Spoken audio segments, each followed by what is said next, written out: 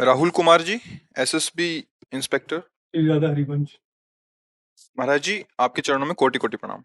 महाराज जी, बचपन से ही सत्संग और प्रवचन के संग में रहे परिवार की सहायता से, लेकिन जैसे जैसे बड़े हुए, पढ़े लिखे, ज्ञान विज्ञान ने भगवान को मानने में ही तर्क ला दिया। अब संशय ही रहता है, पूर्ण विश्वास वाली स्तुति नहीं आती। मार्गदर्शन कीजिए महाराज जी।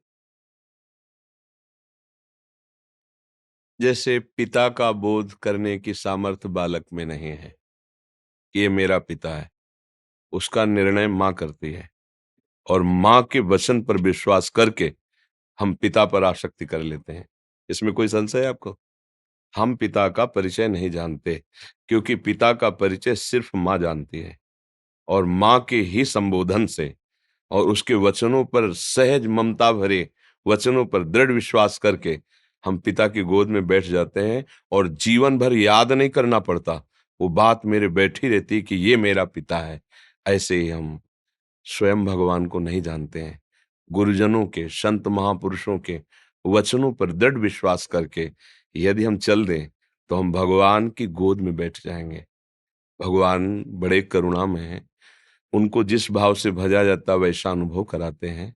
शास्त्रों में कहा, तुमेव माता च पिता तुमेव, तुमेव बंधुश्च सखा तुमेव, तुमेव विद्या द्रविणं तुमेव, तुमेव सर्वम मम देव देव।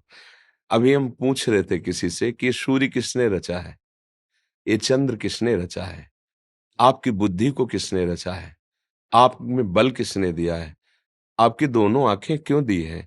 वो हरण करना चाहता, गर्भ से ही तुम्हें अंधा बना देता, गर्भ से ही तुम्हें मूर्ख बना देता, गर्भ से ही तुम्हें अपंग बना देता, गर्भ से ही तुम्हें किसी लायक नहीं रखता। है ना कोई महान, है ना कोई ईश्वर जिसके आश्रय से संपूर्ण सृष्टि चल रही है। जल में नाव की तरह पृथ्वी टिकी हुई है, आसपास जल, नीचे जल, और टिकी हुई। कौन है जो इस धारण शक्ति प्रदान कर रहा है? कौन है जो ये ऑक्सीजन दे रहा है? कौन है जो पूरे जीवियों को, अनंत जीवों को, जिनका सबका मनोभोजन है एक बार का, उनका भरण पोषण कर रहा है? वो विश्व का भरण पोषण करने वाला कोई है, कोई है जिसके शासन से सब चल रहा है, वो है प्रभु। उसको महापुरुषों ने अनुभव किया है। जैसे माँ ने अनुभव किया पिता से, ऐसे माँ के आनंद अनुभव का परिणाम हम हैं। तो संतों के आनंद अनुभव में जो परब्रह्म परमात्म तत्व, हित तत्व, प्रेम तत्व, जो भी उसे बोला जाए, वो जो आया, बस उनके वचनों पर विश्वास कर लें। प्रथम इस मार्ग में, अध्यात्म मार्ग में श्रद्धा काम करती है। प्रथम हृदय श्रद्धा जो करे, आचार्य जन जाय अनुसर है। जहां हमारे हृदय में श्रद्धा और विश्वास हुआ, वहीं हमारा काम बन जाता है। भगवान के सिवा किसी की सत्ता नहीं है। अभी भगवान इसके अंदर से अंतर्धान हो जाए तो जो शरीर आपका पद में है, जो शरीर आपका कई लोगों को प्रिय है, उसी को प्रियजन भस्म कर देंगे। अर्थात आपको कोई प्यार नहीं कर रहा था, आपके अंदर जो तत्व विराजमान था उसको प्यार कर रहा था। अनजाने में भी भगवान का ही यहाँ सम्मान हो रहा है, भगवान का ही प्यार हो रहा है। वो जिस क्षण अंतर ध्यान हो जाएंगे, उसी क्षण इस शरीर की ऐसी दुर्दशा की जाती है, आग में जला दिया जाता है, गाड़ दिया जाता है, फेंक दिया जाता है ना कोई ईश्वर? ये बात मानने के लिए संत का वचन ही प्रमाण होगा। अगर वचन को हम मान ले तो फिर बात शुरू हो जाएगी अध्यात्म की। मान लेने से सवाल हल हो जाता है। जब हम स्कूल में थे तो था कि मानी संख्या इतनी, तो सवाल हल हो जाता था। मान के ही जान सकते हो, जान के मानने की योग्यता नहीं रह गई है कि हम पहले उस तत्व को जाने। इसके लिए पहले मानना पड़ेगा, गुरु मानना पड़ेगा, उनके वचनों को मानना पड़ेगा, शास्त्रों की बात माननी पड़ेगी। श्रद्धावान लभते ज्ञानम तत्परा संयतेन्द्रिय ज्ञानम लब्ध्वा पराम शांति मचिरेणादि। पहले प्रबल श्रद्धा के द्वारा गुरुजनों की बात, शास्त्र की बात मानी, तब उसे ज्ञान हुआ कि मैं व्यर्थ में अपनी जीवनी शक्ति को भोगों में नष्ट कर रहा हूं।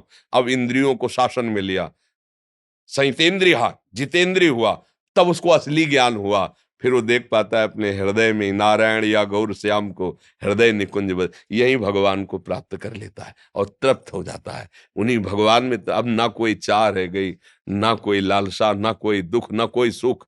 महान प्रसन्नता, अखंड प्रेम, अखंड आनंद। तो अब इस मार्ग, अध्यात्म मार्ग कोई संसारिक मार्ग तो है नहीं।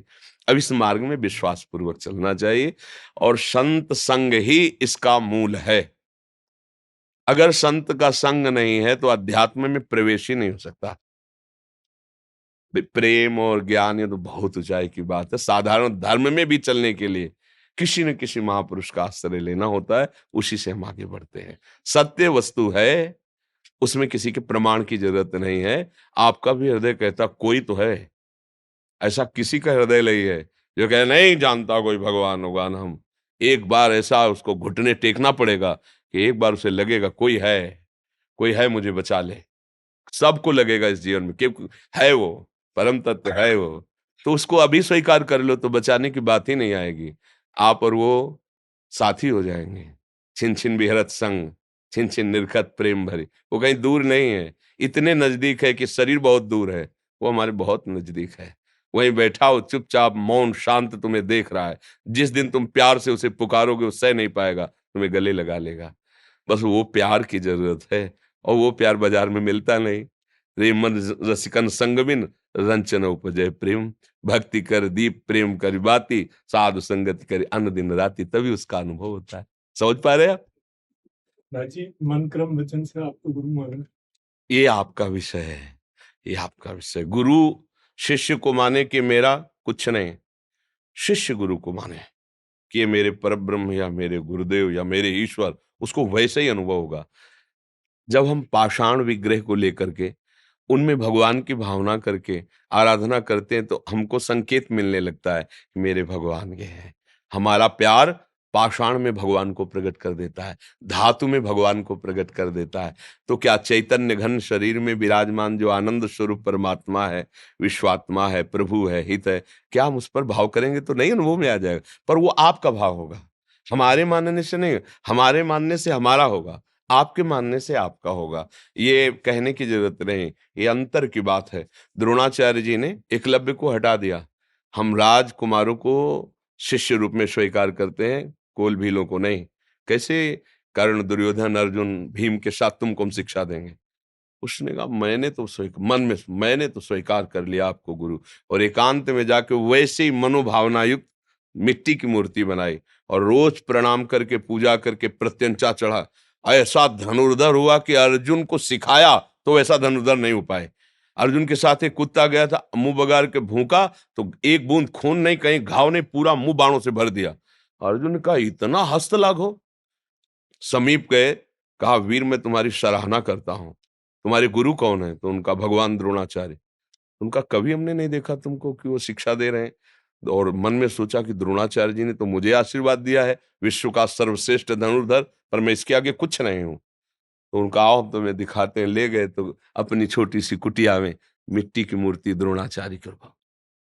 द्रोणाचार्य को भी पता नहीं है, गुरु को भी पता नहीं कि शिष्य के अंदर क्या जा रहा है। उसकी निष्ठा, उसका भाव, आपका भाव, आप जितना भाव करेंगे उतने उत्तर आपको मिलता चला जाएगा। जी।